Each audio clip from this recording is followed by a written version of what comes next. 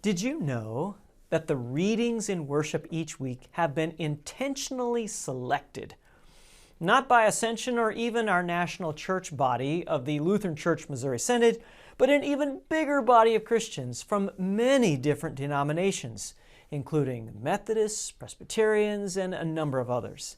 And our lectionary also follows a similar pattern from the Roman Catholic Church, which means that if you were at our church and then listened in online to another denomination, you might find that our worship services had the same readings and had a very similar emphasis in message.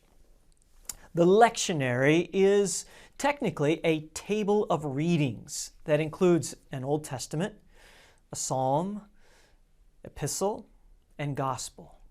And each Sunday, all of these readings are designed to tell the entire story from beginning to end, the birth, life, teachings, miracles, passions, death, and finally resurrection of Jesus. And rather than making the same loop year after year with the same 52 set of readings, there are 3 different loops that pick up a different gospel as the anchor.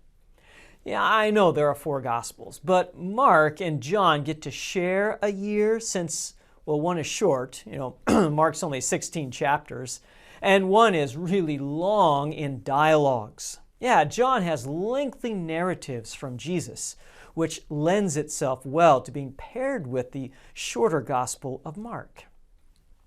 The new loop or calendar of readings doesn't start on January 1st, but 4 Sundays before December 25th.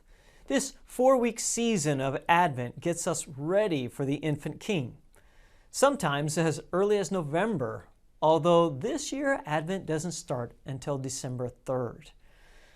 The end of the church year or calendar puts the brakes on and prepares us for the culmination of time on this earth at least, with its judgment day, the reign of Jesus over the new creation forever.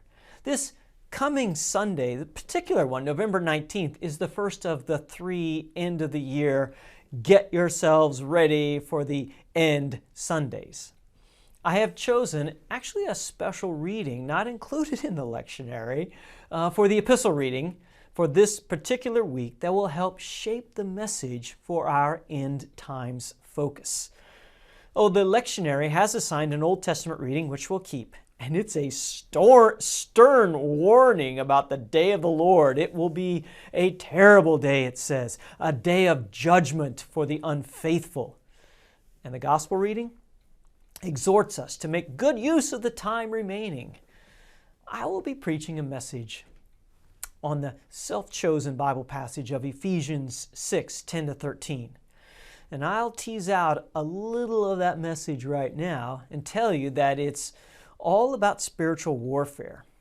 Yeah, as the end is coming, the time is also limited for our enemy, the devil, and his demons to work their deadly woe, as Luther wrote in his very famous hymn, A Mighty Fortress. But who of us is even thinking about the devil, or in our modern age even considers that we have a spiritual enemy who is actively and daily plying his might and his lies so that we might be discouraged, doubt-filled, resentful of one another, unforgiving of each other's sins, and unloving, even to the point of giving up and going away from God? Most likely, not many of us. We are far too scientific and modern to entertain the idea that there is a real devil, actual demons on the loose. But if you believe in God and trust that His Word is true, then it flows and follows that there is a personal devil. And there are many thousands, perhaps hundreds of thousands of His fellow angels who have fallen from grace and now roam the earth with evil intent on tearing us, you, away from God. Yeah, so this Sunday we will look at the devil's schemes in Ephesians 6. The actual Greek word that is translated into schemes is a word that you may even recognize as it is pronounced methodia, which is the word that we get our English word method from. Yeah, the devil has methods, strategies, schemes. So it would be good to know what they are and how to counter them. In fact, this is the very reason that St. Paul wrote what he wrote in Ephesians chapter 6 and invites us to put on the whole armor of God so that we can stand firm against the methods. Well, I hope to see you all then this weekend, both in Bible study and worship. We'll have our November voters meeting this Sunday at 12:15 at the Maple campus. And also mark your calendar for this coming Wednesday, for we will gather for a Thanksgiving Eve celebration with Holy Communion, and our guest preacher will be Matthew Girdle. Well, have a great weekend.